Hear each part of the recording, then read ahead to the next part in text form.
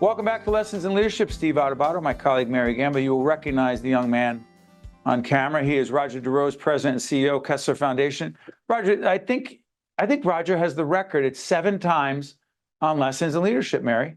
I can't believe that you actually have a number. I know it's been a lot. I would have said maybe 10 times, but I would have Rodger on every single segment because he always has something new to share. I had no idea, Mary and Steve. That's a long time. That's a lot of times. I'm surprised you invited me back, but it's always great to be with both of you and with your viewers.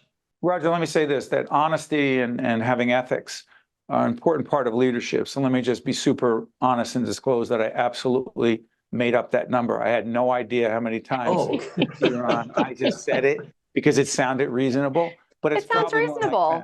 That's a good one, Steve. That's a good one. I'm sorry. I'm like, who's going to question it? Okay, Rodger, let's get serious for a second. Sure. For those who don't know, and we'll put up the information about Kessler Foundation. The mission of Kessler Foundation is, pick it up from there.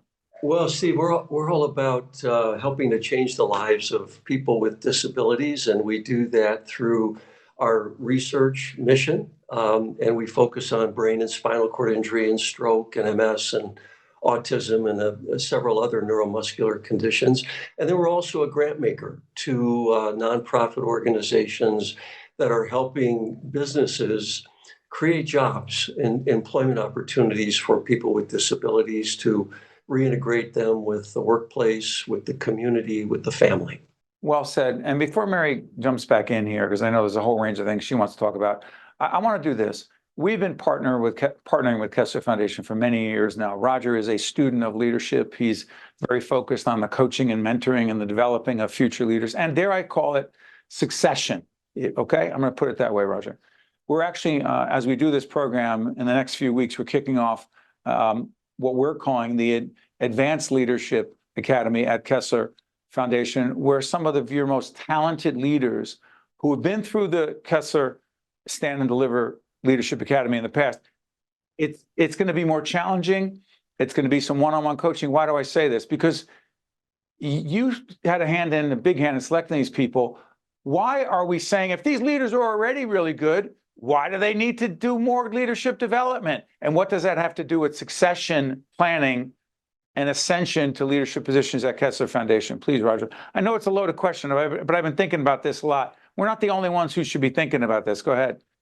Well, thanks, Steve. Yeah, these are the future leaders of the organization. We've put many of our people through the leadership program that you've held with our team members for the past 6 or 7 years. I guess that's why I've done 7 interviews with you, Steve. Did you just make up that number, or is it? No, I'm only kidding.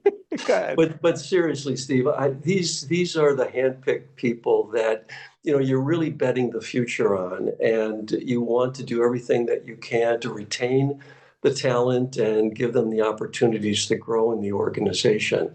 Not everybody will become the CEO of the organization, but they'll continue to grow in responsibility. And they're the ones that will bring innovation to the organization in terms of the type of research that they're conducting. And all of these individuals that are in the advanced program are from the research portion of our organization. Mary, along those lines, Mary and I in our own organization are constantly telling people, the best of the best on our team, we're trying to expand their portfolio, challenge them more. When people say, and I won't get on my soapbox here, when people say, I'm done, I'm where I need to be as a leader, that's when you know you have a problem. Fair to say, Mary? Yeah, no, definitely fair to say. And Rodger, we talk about it all the time, the connection between leadership, innovation. You talked a little bit about innovating in terms of the services and how things change and the types of patients you're treating.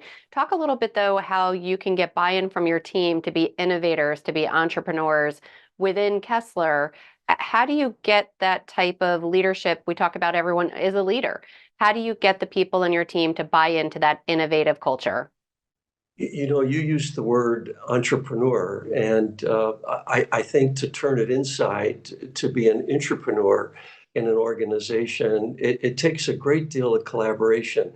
I think many organizations get stuck in their silos. And one of the great things about our organization, and I think you and Steve sense it when you talk to our people, is that they're great collaborators, they're great partners, both inside the organization and outside the organization. So there's this openness to innovation where it doesn't have to come from just them, but it's really looking beyond them to try to make connections, to develop the next breakthrough that will help patients. And everything has to be patient-centric in terms of doing the type of research that we're conducting that is going to bring an ultimate benefit and improvement in the effectiveness of the treatments and the interventions that we're doing in the hospitals and in rehabilitation centers around the country and around the world.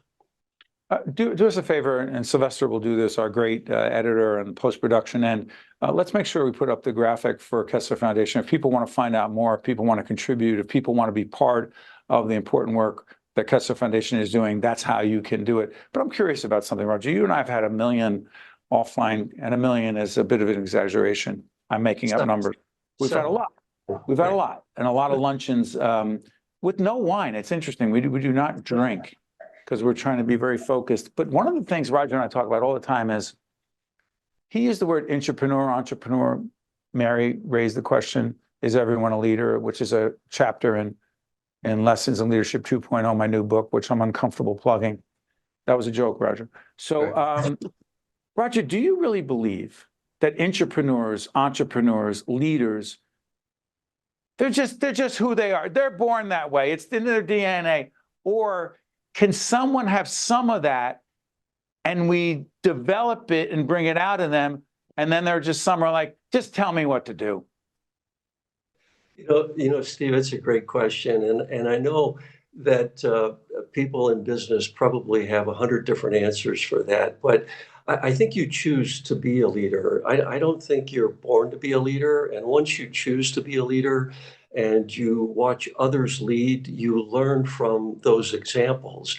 And everyone has the opportunity to step up and decide to take that leadership role in the organization. I think that's the key, is that we expect individuals to lead, but they have to make that choice, and we expect that from them. And then it's our job, I believe, to do the very best that we can in training them and continuing to develop them so that they can fulfill the growth roles in the organization that they're asked to fulfill. Well said. Mary, choosing to be a leader. We also say choose your attitude. And one of my favorite, there's a bunch of playing cards, but the late Keith Harrell wrote this book, Attitude is Everything. Get the book. It's on our website as one of our top 10 leadership books of all time. We often say choose your attitude, but Rodger said choose to be a leader. Mary, is that it? You choose? I think you do. And working now for so many years with Rodger and his team, I mean, you can just see it and feel it, the passion that Rodger has, but you also see it and feel it in the people on his team as well. And I think a lot of that goes back to wellness. And I am using the word, I think, intentionally, Rodger, because I would love to get your perspective on the leadership wellness connection. How much of your positive attitude and your view on things and your team's view on things really goes back to each individual's focus on their own personal wellness? I believe that that's such an important part of everyone's personal goals, Mary. And I think Steve knows that I embed that in my daily life in terms of being in the gym and Rodger, how early? Oh, I'm there early, Steve. I'm there when it opens. If it's 4:30, I'm there. Mary, when Rodger and I were at the same gym here in our local town, he was leaving when I was barely getting in. Let me just see that. Go ahead, Rodger. Pick it up from there. But I do think that that personal wellness element in every one of our leaders is so important because it clears the mind. It gives you the ability to think on a continuum, I believe, rather than get wrapped up in circles in terms of making decisions. And it just clears the mind, I think, in addition to keeping yourself personally fit for the tough demands that the job requires. And it does require tough demands, no question about it. And along those lines, the Advanced Leadership Academy at Kessler Foundation will, in fact, focus on what we like to call on the wellness leadership connection. And to Rodger's point, and he is obsessive in a good way, in a healthy way he's intentional, Mary, your word, about his own wellness. It's not enough. It's never enough that you say, well, I'm going to get enough sleep. I'm going to exercise. I'm going to have a healthy diet as best we can. You create a culture of wellness for your team. Do you care about their well-being? It isn't who works out or who doesn't. Anyway, it's in the book. You'll get the book. You'll see it.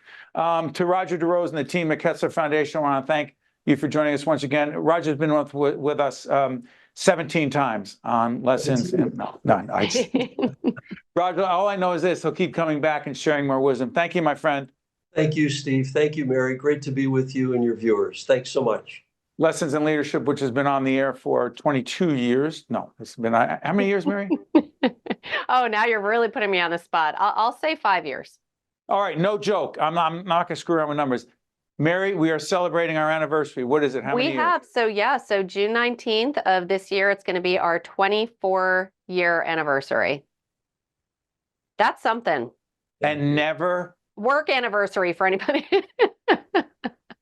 What are we, Mika Brzezinski and Joe Escarbo? No, we're not. Oh my goodness gracious. No. It's been a good run. Mary has a husband, Bill. I have a wife, Jennifer, and they're celebrating their 25th. No, I'm joking. We'll be back after this. This edition of Lessons in Leadership is made possible by the Buccino Leadership Institute at Seton Hall University, Prager Metis, Valley Bank, the International Union of Operating Engineers Local 825, the North Ward Center, the New Jersey Sharing Network, the Helix, Horizon Blue Cross Blue Shield of New Jersey, Fedway Associates Inc., Port Authority of New York and New Jersey, Veolia, Resourcing the World, Choose New Jersey, and Seton Hall University, showing the world what great minds can do since 1856. This is Mary Gamba. If you want more leadership tips and tools, log on to stand-deliver.com. That's stand-deliver.com. Promotional support for this edition of Lessons in Leadership with me, Steve Adubato, and my colleague, Mary Gamba, has been provided by NJ.com, NJBIA and New Jersey Business Magazine, CIANJ and Commerce Magazine, and the Meadowlands Chamber and Meadowlands Media.